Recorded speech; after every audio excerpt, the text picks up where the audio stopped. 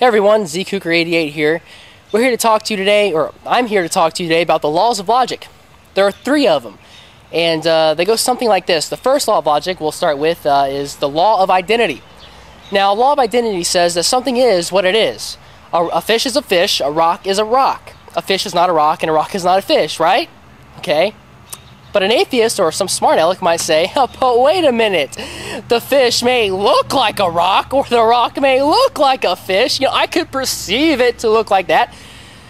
But, hey, guess what? We're not talking about perception. We're talking about what things are and are not. Right? So, anyway, something is what it is, law of identity.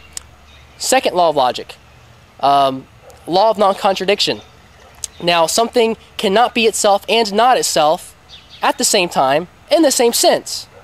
Okay? For example, I'm pregnant, and I'm not pregnant. Okay? Wait a minute. That doesn't make sense, right? Because you can't be pregnant and not pregnant at the same time, in the same sense. So, you get it, right? Get it, got it, good.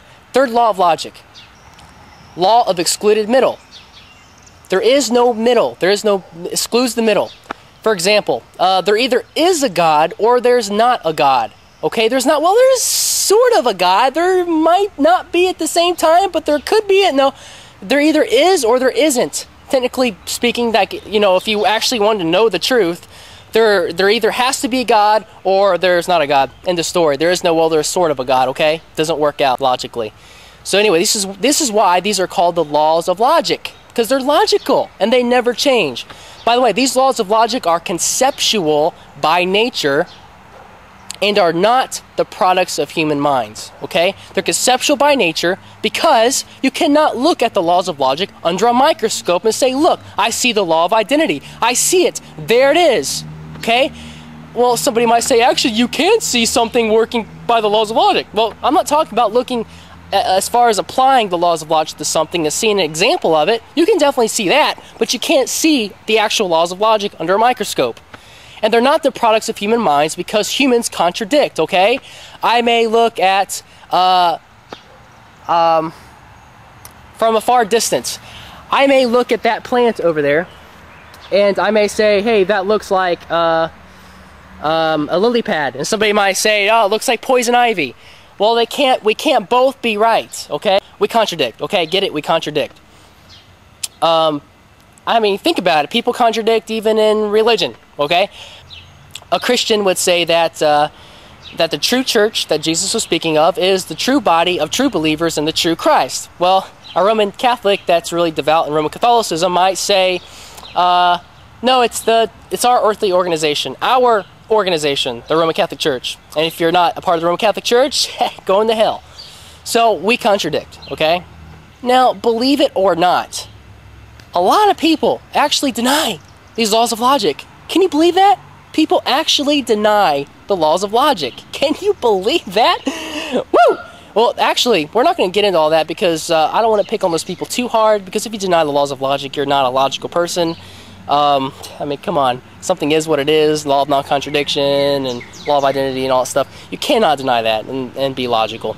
But I do want to say this. These laws of logic cannot be accounted in atheism. Atheism, the religion of atheism, cannot account for the laws of logic. They can't. Because of what mind do these laws of logic have to be of? It can't be of human minds, which I've already established. It can't be, logically. You can't have logic coming from every human being because logic does not contradict itself. Truth does not contradict truth. Right? Right? Got it? So, where does the atheist account for the laws of logic, or how does he account for it? Anybody? Anybody out there got an answer? How do you account for the laws of logic in your atheistic worldview, assuming that I'm talking to an atheist right now? If you are an atheist, how do you account for the laws of logic? You cannot. Alright, looking forward to a rational answer. God bless. Alright, the Christian worldview, the atheist worldview, and logic. Can the atheist present a logical reason how his worldview can account for the abstract laws of logic? I think not, but the Christian worldview can. The Christian worldview states that God is the author of truth, logic, physical laws, etc. Atheism maintains that physical laws are properties of matter and that truth and logic are relative conventions, agreed upon principles. Is this logically defensible? I present this in hopes of clarifying the issue and presenting what I consider an insurmountable problem of the atheistic worldview. I hesitate to state that this is a proof that God exists, but I think that it is evidence of the absolute nature of God. This argument is adapted from the transcendental argument championed by Greg Bahnsen. How does a Christian account for the laws of logic? The Christian worldview states that God is absolute in the standard of truth. Therefore, the absolute laws of logic exist because they reflect the nature of an absolute God. God did not create the laws of logic. They were not brought into existence since they reflect God's thinking. In other words, logic is the process of God's mind. Interesting. Since God is eternal, the laws of logic are too. Man, being made in God's image, is capable of discovering these laws of logic. He does not invent them. Therefore, the Christian can account for the existence of the laws of logic by acknowledging they originate from God and that man is only discovering them. Nevertheless, the atheist might say that this answer is too simplistic and too convenient. It might be, but at least the Christian worldview can account for the existence of logic itself. Examples of laws of logic, which I've already gone over: law of identity, law of non-contradiction, and law of excluded middle. How does the atheist account for the laws of logic? If the atheist states that the laws of logic are conventions, mutually agreed upon conclusions, then the laws of logic are not absolute because they are subject to vote. The laws of logic are not dependent upon different people's minds, since people are different. Therefore, they cannot be based on human thinking, since human thinking is often contradictory, which I've gone over earlier as well. If the atheist states that the laws of logic are derived through observing natural principles found in nature, then he is confusing the mind with the universe. We discover laws of physics by observing and analyzing the behavior of things around us. The laws of logic are not the result of observable behavior of objects or actions. For example, we do not see in nature that something is both itself and not itself at the same time. Why? Because we can only observe a phenomenon that exists, not one that does not exist. If something is not itself, then it doesn't exist. How then can the property of a non-existent thing be observed? It cannot. Therefore, we are not discovering a law of logic by observation, but by thought. Or where do we observe in nature that something cannot bring itself into existence if it does not already exist? You cannot make an observation about how something does not occur if it does not exist. You would be, in essence, observing nothing at all. And how can any laws of logic be applied to or derived from observing nothing at all? The laws of logic are conceptual realities. They only exist in the mind, and they do not describe physical behavior of things, since behavior is action, and laws of logic are not descriptions of action, but of truth. In other words, laws of logic are not actions. They are statements about conceptual patterns of thought. Though one could say that a law of physics, i.e., for example, the angle of reflection is equal to the angle of incidence, is a statement which is conceptual. It is a statement that describes actual physical and observable behavior. But logical absolutes are not observable and do not describe behavior or actions of things, since they reside completely in the mind.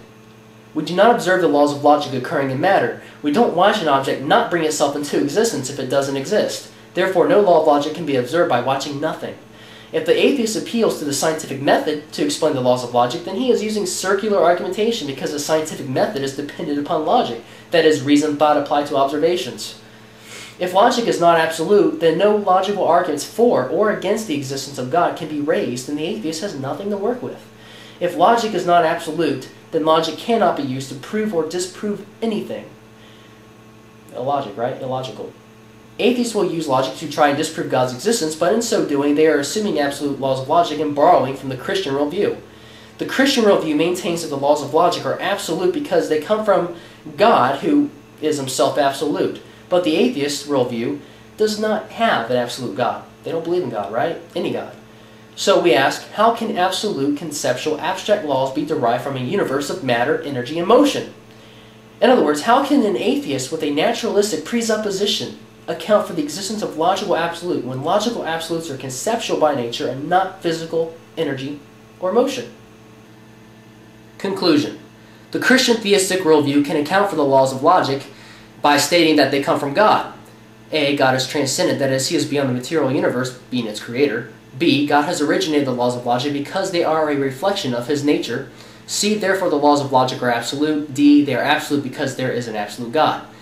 So the atheistic worldview cannot account for the laws of logic or absolutes and must borrow from the Christian worldview in order to rationally argue. Another point for the Christians, right?